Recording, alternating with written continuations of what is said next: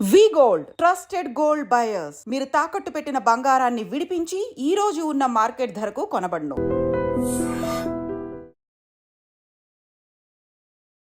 Hi hello నమస్తే welcome back to iDream media. ఈరోజు మనతో ఉన్నారు సర్టిఫైడ్ వెల్త్ మేనేజర్ అయిన రేవంత్ చలమల గారు. ఒక కేస్ స్టడీని ఎలా అంటే స్టాండర్డ్ లివింగ్ వర్సెస్ కంఫర్టబుల్ లివింగ్కి అడ్రస్ చేస్తున్న ఒక కేస్ స్టడీని ఇక్కడ తీసుకుందాం. నమస్కారం సార్. నమస్తే అండి. డైరెక్ట్ కేస్ స్టడీ చెప్తా సార్, ఎందుకంటే ఇంట్రోలో స్టాండర్డ్ వర్సెస్ కంఫర్ట్ గురించి మాట్లాడాం కాబట్టి. లివింగ్లో మా ఫ్రెండ్ ఉన్నాడనమాట. తను ఐటీ జాబ్, మంచి శాలరీ వస్తుంది. I tell the salary also ఒక 1.5 టేక్ హోమ్. ఓకే, తను 2.5 కోట్లు పెట్టి ఒక ఇల్లు తీసుకున్నాడు సార్ మణికొండ ఏరియాలో. చాలా బ్యూటిఫుల్గా ఉంటుందండి, ఒక లావిష్ ఉంటుంది అనమాట. వెళ్తే ఇది కదా లైఫ్ అనిపిస్తుంది మనకి. రాయల్ ఉంటుంది. కాకపోతే ప్రాబ్లం ఎక్కడ అయిందంటే నెల 65,000 అనుకుంటా ఈఎంఐ, బ్యాంక్ కట్టున్న ఈఎంఐ. వాళ్ళు లిటరల్ ఇప్పుడు ఎలా అయిపోయిందంటే రారా సినిమాకి వెళ్దాం అన్నా సరే వాడు ఖర్చు లెక్క పెట్టుకుంటున్నాడు అనమాట. పోనీ ఏదైనా ప్లాన్ చేద్దాము అవుటింగ్ అన్నా నో, ఏదైనా కొందాం అన్నా సరే నో. చాలా కంజెస్ట్ అయిపోయాడు. ఇప్పుడు వాడు బతుకుతుంది లగ్జరీ. ఇది ఇంటికి వెళ్ళగానే మాకు చూస్తే మాకే ఇది అనిపిస్తుంది, అమ్మ ఎంత బాగుంది, అసలు ఆ టీపో ఎంత బాగుంది, ఆ సోఫా ఎంత బాగుంది, ఇలా అనిపిస్తుంటుంది. ఇప్పుడు వాడు ఏ టైప్ లివింగ్ లో ఉన్నట్టు. అసలు ఈయన ఏం చేయాలంటారు ఈయన పరిస్థితి? సో బేసిక్గా ఈ ప్రాబ్లం చాలా మంది యంగ్స్టర్స్ అండి, ఐసే 99 out of 100 యంగ్స్టర్స్ ఇందులోనే ఉన్నారు. ఐసే ఇట్స్ అ ట్రాప్, గట్టిగా ఇరుక్కున్నట్టే. ఇంట్లోకి వాడు స్టాండర్డ్ ఆఫ్ లివింగ్ అనే పేరుతోటి మంచి ఫ్లాట్ కొనుక్కోవాలి, పిల్లల్ని పెద్ద స్కూల్స్లో చదివించాలి, మంచి కార్ ఉండాలి. It's all standard of living. మీరు గమనిస్తే ఇంతకు ముందుతో ఈ జనరేషన్తో ఉన్న చిన్న తేడా ఏంటి అని అంటే, ఇంతకుముందు జనరేషన్తో కంపేర్ చేసి ఈ జనరేషన్కి రోగాలు ఎక్కువ. ఓకే, షుగర్లు, బీపీలు, ఇంకా చెప్పాలంటే cholesterol issues, heart related issues అన్నీ ఎక్కువ.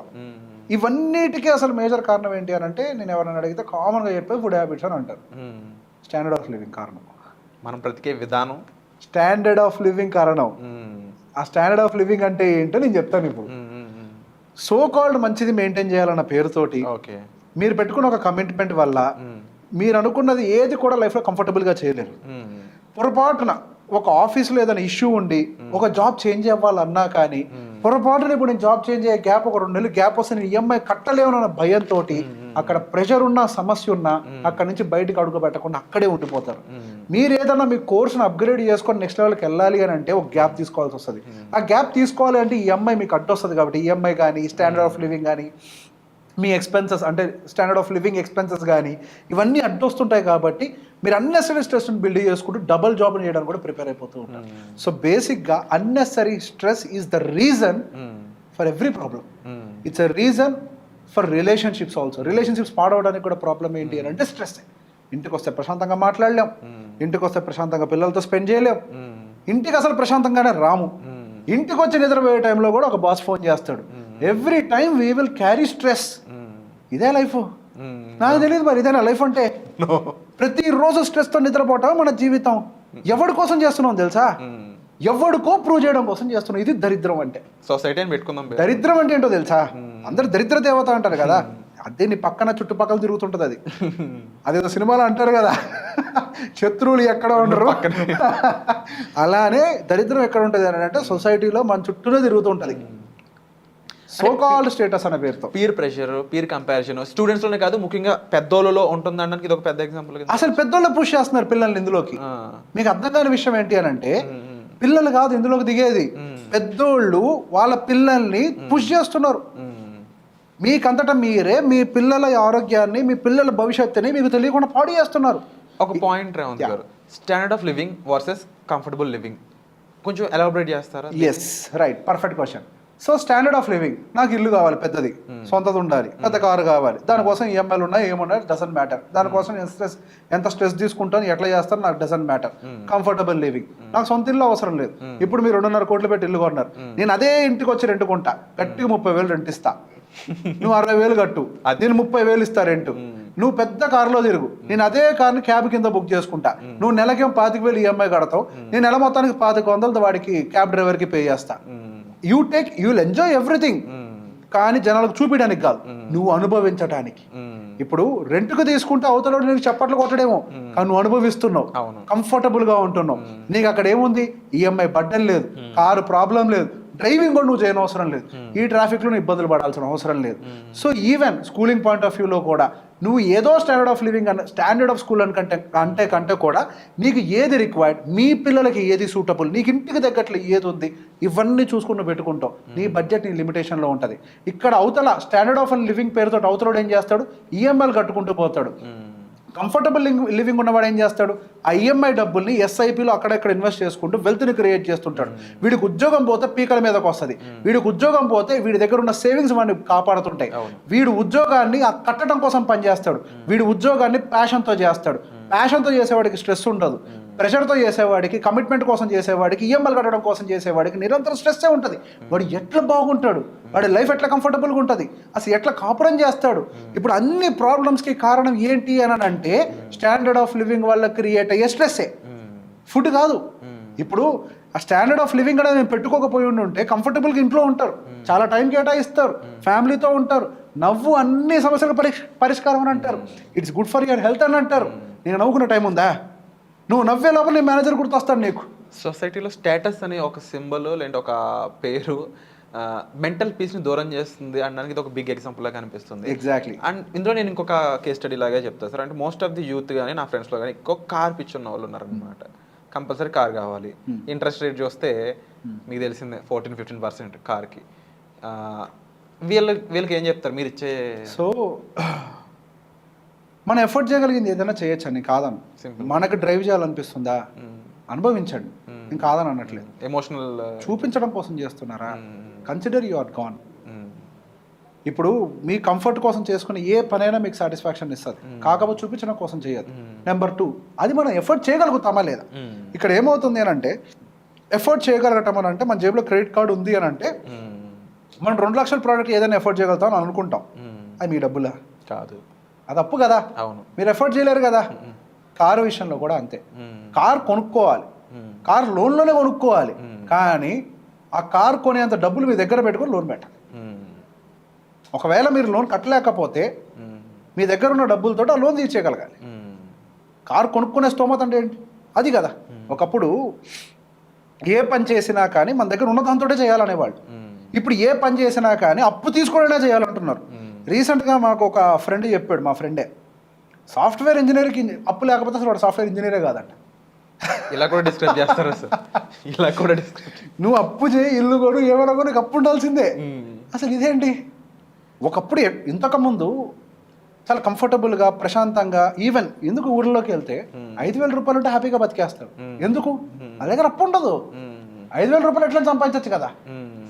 వాళ్ళు ఇంకా హ్యాపీగా బతుకుతారు, వాళ్ళకి షుగర్ ఉండదు, బీపీ ఉండదు, మోకాళ్ళ నొప్పులు ఉండవు, అన్నీ హ్యాపీగా ఉంటారు, 5,000 బతికేస్తారు. మరి మనం 1,00,000 రూపాయలు జీతం వచ్చినా బతకలేము హైదరాబాద్లో. 1,00,000 కూడా సరిపోదు. కారణం ఏంటి, పియర్ కంపారిజన్. మనం if you can effort we can do. First save, కొంత డబ్బులు చేసుకోవాలి మనం. ఆ డబ్బులు మన దగ్గర పెట్టుకొని బయే కార్ లోన్లో, నీ డబ్బులు పెట్టుకొని చేయాలి ఆ పని, నువ్వు పెట్టుకోకుండా చేయదు. ఇంటి విషయంలో కూడా ఏం చేస్తున్నారు, ఒకప్పుడు ఇంటికి అప్పు తీసుకునేవాళ్ళు. ఎంత, ఓ 10 లక్షలు ఇంటికి కట్టడానికి ఖర్చు అవుతుందంటే మన దగ్గర ఒక 8 లక్షలు ఉంటే ఓ 2 లక్షలు తగ్గినాయి అంటే అప్పుకి వెళ్ళేవాళ్ళు. తర్వాత ఏమైపోయింది, 2 లక్షలు మన దగ్గర పెట్టుకొని 8 లక్షలు అప్పుకు వెళ్ళడం మొదలుపెట్టాం. అది కాస్త ఎట్లయింది, ఆ తర్వాత ఆ 2 కూడా మన దగ్గర ఉండవు, మన 2 కోసం కూడా పర్సనల్ లోన్ చేస్తాం. అంటే దీని మీనింగ్ ఏంటి, యూఆర్ నాట్ ఎలిజిబుల్ కాందని మనం ఎందుకు చేయాలి. ఇప్పుడు ఇల్లు తీసుకుంటావు సరే, రేపు లట్టుకుని జాబ్ పోయింది, లే ఆఫ్ అయ్యి, ఏంది నీ పరిస్థితి, బ్యాంక్ కూడా చాగుతాడా, ఆగడు కదా. 2వ నెల 3వ నెల ఇంటి ముందు కూర్చుంటాడు, 6 నెలలకు ఆప్షన్ పెడతాడు. నీ పరిస్థితి ఏంటి అసలు, ఈ గ్యాప్లో నువ్వేమైపోవాలి. అసలు క్వాలిటీ డెసిషన్ తీసుకుంటావా. ఒక మనిషి పూర్తిగా పడిపోయేది ఎప్పుడు తెలుసా, చిన్న ప్రాబ్లం క్రియేట్ అవుతుంది, ఒక ప్రెషర్. ఆ ప్రెషర్లో ఊపిరి తీసుకునే గ్యాప్ లేదనుకోండి, తప్పు చేయడం మొదలు పెడతాడు. తప్పుకు తప్పు అల్లుకుపోయి అనుకుంటూ ఉంటాం కదా, బాగా బతికేవాడు ఇప్పుడు ఇట్లా అయిపోయాడని. ఇది అదే, నీకు ఊపిరి తీసుకునే గ్యాప్ నువ్వు ఇచ్చుకోవాలి. ఒక వ్యాపారస్తుడు వ్యాపారంలో ఎప్పుడు ఫెయిల్ అవుతాడు అని అంటే ఊపిరి తీసుకునే గ్యాప్ లేనప్పుడు. ఒక సామాన్యుడు కూడా ఎప్పుడు ఫెయిల్ అవుతాడంటే ఊపిరి తీసుకునే గ్యాప్ లేనప్పుడు. ఆ గ్యాప్ నువ్వు క్రియేట్ చేయాలి అని అంటే దగ్గర ఉండాల్సింది ఈఎంఐలు కాదు, సేవింగ్స్. ఆ సేవింగ్స్ నీకు ఆ గ్యాప్ ఇస్తాయి, అప్పుడు నువ్వు తప్పు చేయవు. దగ్గర సేవింగ్స్ ఉన్నాయి కాబట్టి నీకు యూ కెన్ బై టైం. నీ దగ్గర టైం ఉంటుంది, 2 నెలలు 3 నెలలు ఆలోచించుకోవడానికైనా, ఒక మంచి జాబ్ ఎత్తుకోవడానికైనా you can buy some time. EMI ఉంటే it's impossible, will be under pressure. చాలా తప్పులు చేస్తాం ఆ టైంలో. అప్పులు దానికంతా అది కావు, అంటే నువ్వు కట్టలేనన్న అప్పులు ఎప్పుడు అవుతాయని అంటే ఈ గ్యాప్. కాబట్టి పియర్ ప్రెషర్లు ఇవన్నీ వద్దు. స్టాండర్డ్ ఆఫ్ లివింగ్ స్లోగా రావాల్సింది. స్టాండర్డ్ ఆఫ్ లివింగ్ అది అట్లా బిల్డ్ అవ్వదు. స్టాండర్డ్ ఆఫ్ లివింగ్ నీకు ఎప్పుడు ఏది standard of living, describe me the standard of living first. What is standard of living? అసలు దానికి ఉందా? అసలు లేదు. అసలు దానికి డిస్క్రిప్షన్ ఉందా? లిమిటేషన్ అంటూ ఏం లేదు. స్టాండర్డ్ ఆఫ్ లివింగ్ నేను చెప్తా డిస్క్రిప్షన్. పోయిన సంవత్సరం రేవంత్ ఎక్కడ ఉన్నాడు, ఓకే, పోయిన నెక్స్ట్ ఈ ఇయర్ రేవంత్ ఎక్కడ ఉన్నాడు, నెక్స్ట్ ఇయర్ రేవంత్ ఎక్కడ చూసుకుంటాడు. ఇదే స్టాండర్డ్ ఆఫ్ లివింగ్, అంతే. బెటర్ అవుతూ వెళ్ళడం. You have to compare with your self, not with others. మీకు సిబ్లింగ్స్ ఉన్నారా? పోనీ మీ మదర్కి సిబ్లింగ్స్ ఉన్నారా? వాళ్ళ ఫ్యామిలీ మీ ఫ్యామిలీ ఒకలాగే ఉందా? వాళ్ళు మీరు ఒకలాగా ఆలోచిస్తారా? కలిసే పుట్టారుగా, కలిసి పెరిగారుగా, ఒకటే మంచంలో పడుకున్నారుగా, ఒకటే కంచంలో తిన్నారుగా, మరి ఎందుకు ఒకట్లా లేరు? మరి నువ్వు ఎట్లా కంపేర్ చేసుకుంటావు చెప్పండి? ఒకటే కడుపులో పుట్టాం, ఒకటే రక్తం పంచుకున్నాం, అంతా ఒకటే, వాళ్ళే సిమిలర్గా లేదు. మరి how can you compare with others? It's absolutely wrong. So మనల్ని మనం బెటర్ ఇంప్రూవ్ చేసుకుంటూ వెళ్ళాలి. ఫైనాన్షియల్ గాను అండ్ మెంటల్ గాను అన్ని విధాలుగా. పోయిన సంవత్సరం మనం ఎక్కడున్నాం, ఈ సంవత్సరం ఎక్కడున్నాం. లైఫ్ అనేది మెట్టు ఎక్కుకుంటే వెళ్ళేది. There is no long jump, అది కుదరదు. స్టడీగా ఎక్కుకుంటే వెళ్ళాలి. There is no peer comparison here. Compare with yourself. పోయిన సంవత్సరం నా సేవింగ్స్ ఇవి, ఈ సంవత్సరం నా సేవింగ్స్ ఇవి, నా ఇన్వెస్ట్మెంట్స్ ఇవి, I have grown by this much. Next upgrade by what? Create a plan. Be a wise person, be an informed investor. అది స్టాండర్డ్ ఆఫ్ లివింగ్. నా దగ్గరకు వచ్చే ప్రతి క్లయింట్కి చెప్తా, ఇల్లు కొనవసరం లే, కొనే స్టామినా ఉంటే చాలు. వండర్ఫుల్. స్టామినాని సంపాదించుకోవాలంటే చెప్తుంటారు కదా, యుద్ధం చేసే సత్తా లేనోడికి శాంతి అడిగి హక్కు లేదు అన్నట్టు. సత్తా ఉంటే చాలు, సత్తా ఉంటే చాలు. కొనగల క్యాపబిలిటీ తెచ్చుకోవాలి, కొనాల్సిన అవసరం లేదు. అది మన రిక్వైర్మెంట్. కావాలి వద్దు అనేది మన ఇంట్రెస్ట్. కరెక్ట్. తెచ్చుకోగలిగేంత క్యాపబిలిటీ, ఆ ఫైనాన్షియల్ ఎబిలిటీ ఉండడం అనేది ఇంపార్టెంట్. ఎగ్జాక్ట్లీ. Wonderful sir. ముఖ్యంగా వినర్ కదండి స్టాండర్డ్ ఆఫ్ లివింగ్కి అండ్ కంఫర్టబుల్ లివింగ్కి ఎగ్జాంపుల్. మీరు గిని తెలివైన వాళ్ళు, రైట్ పీపుల్ అయితే స్టాండర్డ్ ఆఫ్ లివింగ్ని కంపల్సరీగా మీరు కంఫర్టబుల్గా మార్చుకునే స్కోప్ మీ దగ్గర ఉంటుంది. అది లేదు అన్నప్పుడు మీరు కంపల్సరీ ఒక రైట్ ప్రొఫెషనల్ కానీ మీట్ అయినట్లయితే అది ఏ విధంగా చేయాలని ఒక బ్యూటిఫుల్ ప్రొజెక్ట్ మీ ముందుకు అందజేయడం జరుగుతుందన్నమాట. సో వచ్చే ఎపిసోడ్లో మళ్ళీ కలుద్దాం. మీకు ఎటువంటి డౌట్ ఉన్న క్లారిఫికేషన్ కోసం డిస్ప్లే ఆఫ్ నెంబర్స్ కాల్ చేసి మీరు సార్ని అప్రోచ్ అవ్వచ్చు. సో వచ్చే ఎపిసోడ్లో మళ్ళీ కలుద్దాం. Thank you so much for the great information.